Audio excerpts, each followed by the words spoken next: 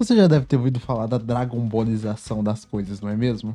Bom, é um termo até não tão comum na realidade, né? Vamos ser sinceros, no mundo da ficção que as pessoas falam assim, mas foi citado em um vídeo de 2 anos atrás do Gaveta. E desde então eu tenho pensado nesse assunto. E tipo assim, a realidade é muito engraçado que Dragon Ball não tem um efeito Dragon Ballização.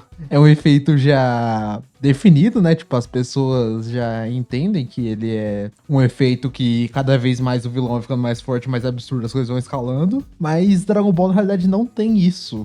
Que, na realidade, muitas pessoas acreditam erroneamente que sempre o próximo vilão vai ser mais forte e sempre o Goku vai conseguir superar esse vilão e posteriormente vai escalando. Mas na prática, quando a gente vê, não é isso que acontece, na realidade. Propriamente mesmo, eu vi o Tucas uma vez fazendo uma crítica meio... Foi burra, né? Porque ele não conhece. Mas foi muito interessante porque é um ponto de vista de uma pessoa mais leiga, né? Que seria... Nossa, esse cara aqui, ele é muito mais forte que o Goku e sei lá o quê. Não, mas aquele outro cara vai ser muito mais forte. Foi tipo isso, entendeu? Posso botar o trecho aqui mais ou menos, qual que foi. Mas não vão dar hate nele, nem nada, nem estou dando hate nele aqui. É um ponto de vista comum pra quem não entende Dragon Ball e até mesmo quem assiste, pensa isso, entendeu? Quem assiste há muito tempo ou continua assistindo. Em resumo, a dinâmica é o seguinte: vai vir um vilão, o protagonista vai superar ele, e vai vir um vilão mais forte pro protagonista superar, e depois mais forte pra superar, e dá uma certa banalização das coisas. Sendo que, na realidade, isso não acontece em Dragon Ball. E a gente pode provar isso em partes, indo de um em cada um dos vilões e obstáculos, e a gente pode ver que na realidade não é isso que acontece. A gente tem, se você for ver o gráfico, vamos falar assim, num zoom out bem longo, o gráfico tá sempre subindo. Mas na prática mesmo, o próximo vilão não é o mais forte, geralmente. Na realidade, são muito vilões mais fracos que o protagonista e talvez ele se torne mais forte no futuro. É sempre assim que funciona, na realidade, Dragon Ball, porque a gente pode pegar... Vamos partir do começo, então, né? Vamos começar aqui agora. Raditz. Raditz, ele é o start, né, de tudo. Mas é engraçado que ele é derrotado pelo vilão anterior, né, que era o Piccolo. Isso já começa aí uma coisa engraçada, mas não vamos considerar isso, vamos pegar ele de ponto inicial. Raditz, ele tinha em torno de 1.200, 1.500 de poder de luta, o que é muito interessante. O que já coloca ele superior ao próximo vilão. Vocês vão falar um Nappa? Não, né? Saibamentos, que tinha 1.200 fixo. Você pode pensar, o Raditz também tem, mas o Raditz ele tinha técnicas de Ki, né? E poderia se transformar em Ozaru, ou seja, fazendo ele ser mais forte, tecnicamente falando, né? Fazendo ele ser mais forte que o Saibaman. Então a gente já tem essa divisão aí, tipo, o Saibaman não era o que é o próximo, que seria o próximo adversário, podemos dizer assim, né? Mas você pode não considerar só como adversário, não como vilão, né? Mas a gente vai ter muitos outros exemplos depois ainda. Bora lá. Aí a gente tem o Nappa, né? Nappa 5.000, tá crescendo. A gente tem o Vegeta, com seus 26.000, se eu não me engano. Ele tinha, na realidade, 18.000, o Vegeta, né? Pega ali Vegeta, 18.000. E Formosaru, 180.000, né? Agora a gente vai pro próximo vilão. Qual que é o próximo vilão ou adversário, que você preferir? Foi o Pui Pui, se eu não me engano.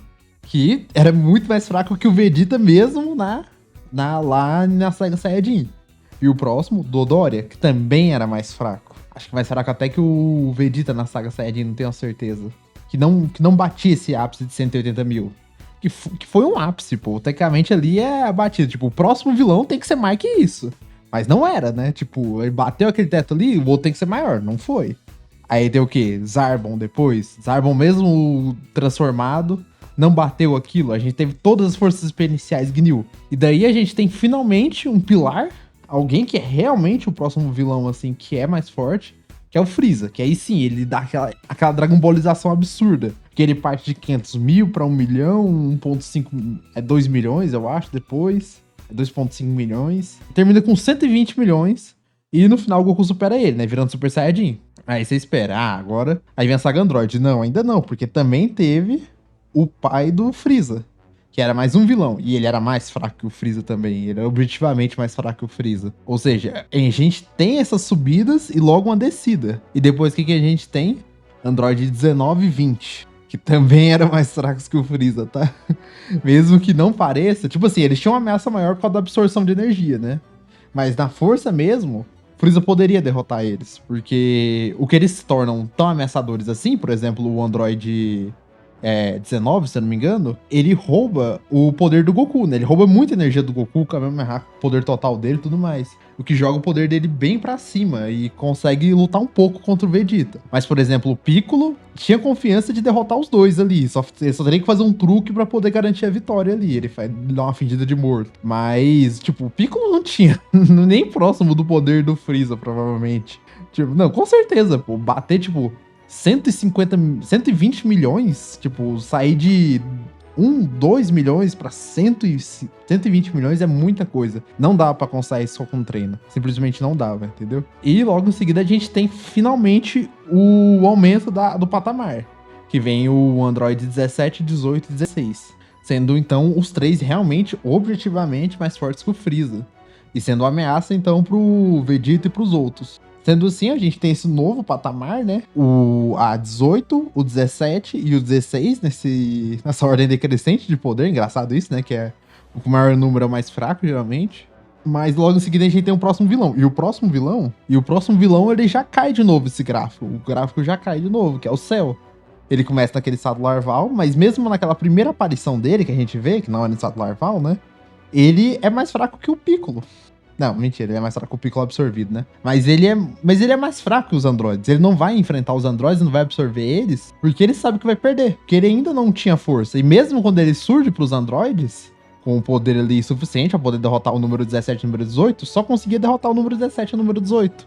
Ele apanhava muito pro número 16. Sendo assim, ele só começa a realmente se tornar ameaça, gerar aquela Dragon Ballização, quando ele começa no sentido de ser uma ameaça crescente. Tipo, é como se ele fosse, naquele período ali do anime, ele fosse o protagonista quase. Ele tá ali buscando o poder, entendeu? A gente tá vendo a evolução dele ali, tendo um shonen do vilão praticamente. E daí a gente tem ele subindo os níveis lá, que ele absorve a número 18 e depois o número 17. Aí ele tem aquele ápice de poder ali, o Cell. E então a gente tem o próximo vilão, né? Que depois da saga Cell vem a saga Majin Buu. A gente tem o Babidi, que é muito mais fraco, nem a ameaça realmente é.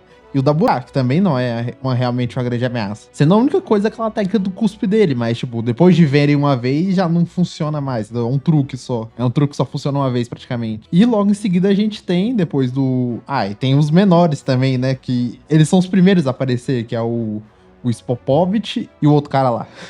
Eu só lembro do Spopovich. E tem os outros lacaios e tal, tudo mais. Assim, então, uma queda vertiginosa da próxima ameaça e escalando de novo, né?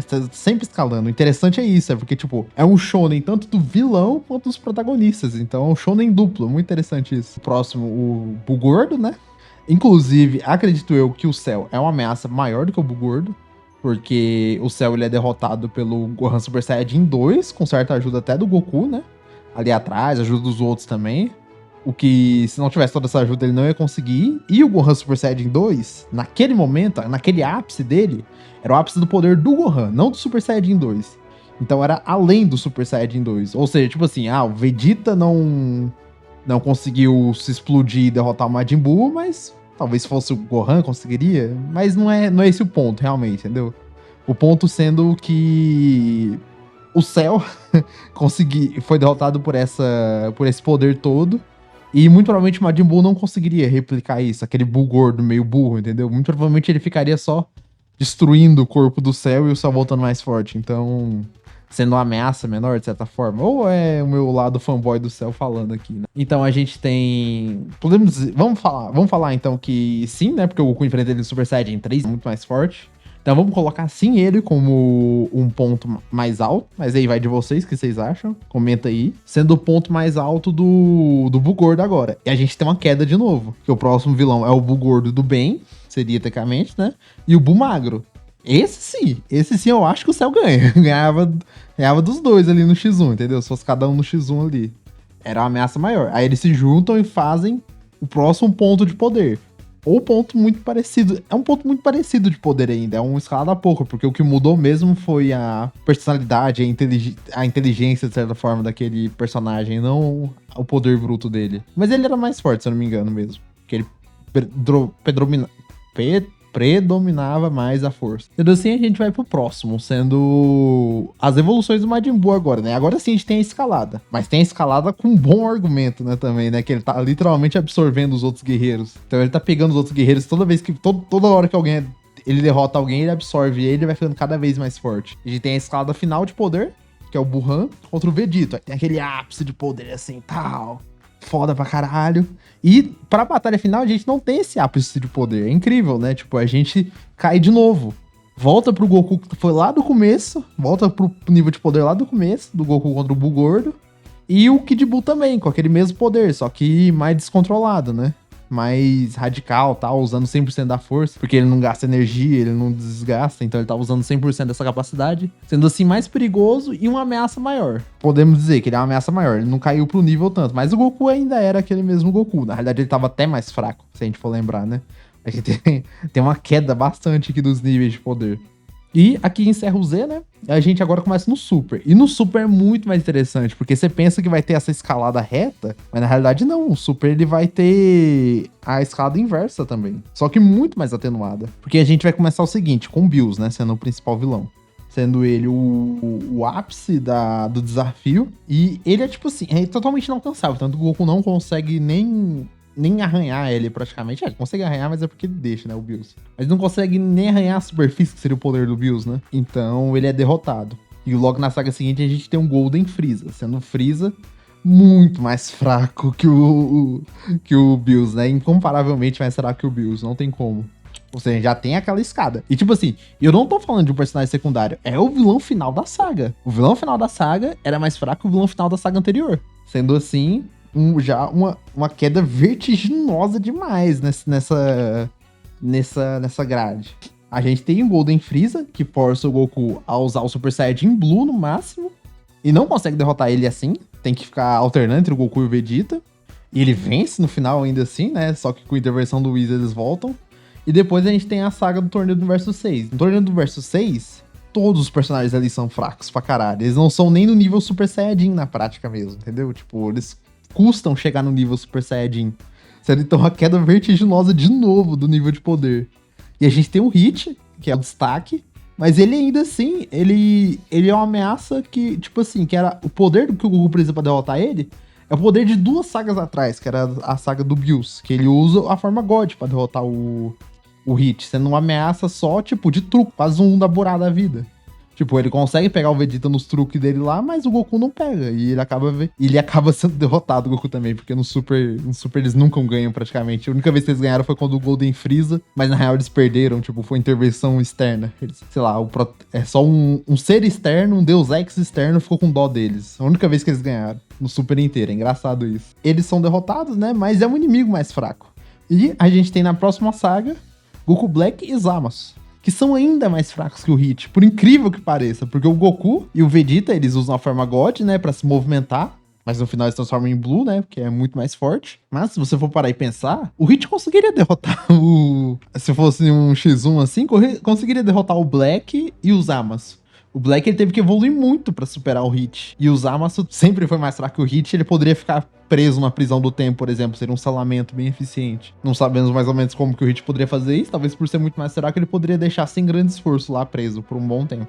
Aí a gente tem a retomada dessa curva ascendente, que é com depois de tantas sagas, né, de tantos episódios, é com a fusão, o Zamasu Gatai, que é muito forte. Esse sim é uma ameaça gigantesca. Aqui a gente já tá falando que voltou a Dragon Ballzação. É uma ameaça multiversal imensa. Sendo, tipo, pelo menos a escala de ameaça, realmente rolou a Dragon Ballzação, mas não rolou na escala de poder, né? Isso aí é verdade. Só no final, quando eles se fundem, né?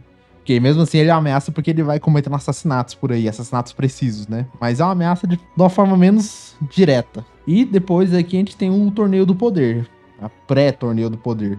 No anime a gente tem o Bergamo e o Topo, que eles são mais fracos que os Zamasu Gatai, não tem como discutir. E depois desse torneio de apresentação a gente tem realmente o Torneio do Poder, né? E ali tem muitos personagens mais fracos, menos ameaçadores que os próprios vilões anteriores. Até que a gente chega nos principais, que seria a Kale, que é menos ameaçadora, é menos coisada. De certa forma considerada ameaça, né? Ou no caso, se preferirem a Caulifla, Kali, eu não lembro qual que era. Vou colocar o nome aí, né? Que era da fusão. Acho que ela. Ela era menos. Ela era menos ameaçadora, assim, com certeza. Não tinha como. As habilidades de regeneração do Zamazugata era muito absurda. Tanto que o Vegito Blue foi usado pra lutar contra ele, né? E não conseguiu, assim, finalizar. Ainda mais se você for considerar a Kale e a Califa do mangá, né? Eu tô considerando mais o mangá, principalmente, aqui na. Porque se for considerar o hit do anime, né? Teve que usar o Blue, mas caiu quem pra derrotar ele? Aí sim, a gente tem uma Dragon Ballização das coisas. Daí, tipo, a gente tem o Anirasa, sei lá, aquele bicho lá, foda-se o resto. E a gente tem o Jiren, né? E na minha opinião, na minha sincera opinião, o Jiren não conseguiria derrotar o Zamasugatai, sinceramente. Seria uma luta muito longa, muito desgastante, mas no final ele ia perder, porque o cara é imortal, velho, não tem o que fazer. Ele ia se multiplicar em vários e ia espancar o Jiren. Mesmo o Jiren sendo mais aura, ele emite essa periculosidade a mais, mas o Zamasugatai era acima dele. E a gente tem a próxima saga, a saga Moro. E começa com o Moro, com vários capangas dele lá, mas principalmente com o Moro bem mais fraco. Bem mais fraco que os protagonistas, que as ameaças anteriores, mas sendo um potencial e técnicas a mais, né? Sendo aí sim uma escala de perigo a mais, né? Que a gente tem a escala de poder e de perigo. Primeiro, sendo assim, só uma questão de tempo ali na saga pra ele realmente se tornar uma ameaça maior. A gente também tem o Android 7.3, que ele consegue ser uma ameaça interessante e bem poderoso, né? Por causa da habilidade dele de copiar por um tempo limitado. Sendo então realmente uma ameaça maior. E depois disso a gente tem a saga Granola, né? Sendo o Granola ali o vilão final. Aí depende do que você acha ou não. Se acha que ele é uma ameaça maior que o Moro ou não. Na minha opinião, ele não era uma ameaça maior que o Moro, mesmo sendo muito mais forte.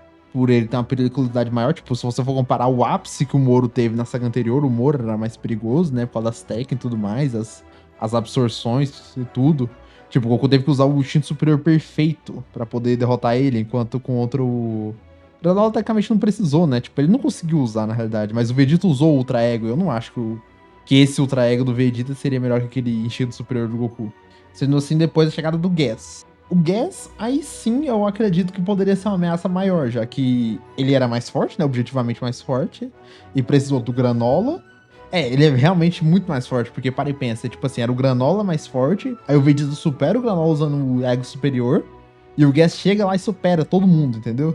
Então a gente já tem uma escalada assim. Então, acredito que sim, a gente poderia colocar pau a pau as ameaças, entendeu? Mas, pra poder matar tudo, a gente tem a escalada do Freeza, que aí sim a gente tem uma escalada grande, longa. Uma escalada enorme de poder. Assim, a gente voltou realmente a subir o Power Scale. Realmente voltou a Dragon Ballização ao seu ápice. Voltou a essência. E daí, na próxima saga, que já tem uma próxima saga, né? A do Zamasugatai não foi a última. Foi a do Super Hero. Que a gente tem os androides lá, os androides Zé Ruela lá.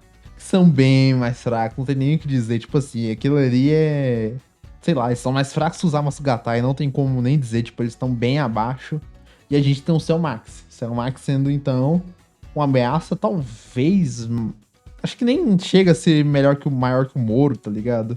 Sendo abaixo, sendo o nível Jiren, na minha opinião, o Cell Max. Seria uma ameaça nível Jiren, só que maior, com... Acho que ele tinha regeneração, não sei, mas perigosa mesmo, entendeu? Pelo menos na escala de ameaça era maior. Isso aí era, entendeu? Mas de poder, não. Sendo então, a escala de poderes ali do Gohan Beast e do Piccolo, assim terminando. Ah, eu esqueci do Broly ali no meio, né? Fui direto pro mangá. Tem o Broly, né? E o Broly, ele é... o Broly, ele é mais forte que o... Ele é mais forte que o Moro e que o Jiren, né? Então, na realidade, o Moro, ele não teve uma escalada, ele teve uma descida. Pelo menos eu acho o Broly bem mais perigoso, bem mais ameaçador. Foi ali, no caso. Não sei, fiquei aberto, né? Porque o Broly ainda tinha potencial pra continuar escalando. O negócio é que o Gogeta foi lá e finalizou ele rapidão, né? Mas aí depende, né? Tipo, questão de ameaça, se eles acabassem com ele rápido, o Moro, ele não tinha um ponto assim, tá ligado? Tipo, se eles tivessem feito isso antes, tinha acabado, entendeu? Não sei ao certo, Bom, aí a gente teve o fim, né? Que acho que a saga Super Hero foi a última. Mas um bônus aí do Goma, né? Que ele saiu depois de tudo isso. E era disparadamente mais fraco, pô. Mais fraco que... Ele era mais fraco que o Majin Buu, pô. O Buhan era muito mais forte que ele. O Bugotenks. O Kid Buu era uma ameaça maior também. É muito mais complicado, porque, pô, o Vegeta enfrenta ele de frente usando Super Saiyajin 3. O Goku passou mal demais pra enfrentar o Kid Buu de Super Saiyajin 3. Quem lembra da luta aí sabe o que a sofrência que foi. Contra o Goma, ele só ficava voltando, né? Era chato só, não era... insuportável a luta. Depois eu vou fazer também um vídeo sobre a escalada dos protagonistas também. Não vou fazer só dos vilões, não. Aqui começou com os vilões, mas do protagonista. Que, o porquê que é tão interessante quando o inimigo é mais forte que o Goku? Por que que isso impacta ainda, entendeu? Não é só... Tipo, foda-se. O cara quis que fosse e entendeu? Não é só algo que o autor quis. Tem um motivo por trás, entendeu? Obrigado a todo mundo que assistiu, like, se inscreve. E se quiser dar um apoio aí, tem um Pix aí. Valeu!